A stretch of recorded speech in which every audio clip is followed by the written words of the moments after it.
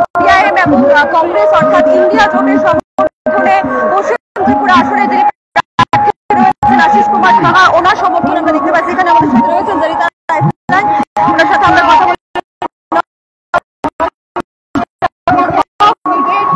কি বলবেন আজকে আশিস কুমার সাহার সমর্থনে আজকে আপনাদের এই মিছিল, এই সমাবেশ, কি বলতে চাইবেন?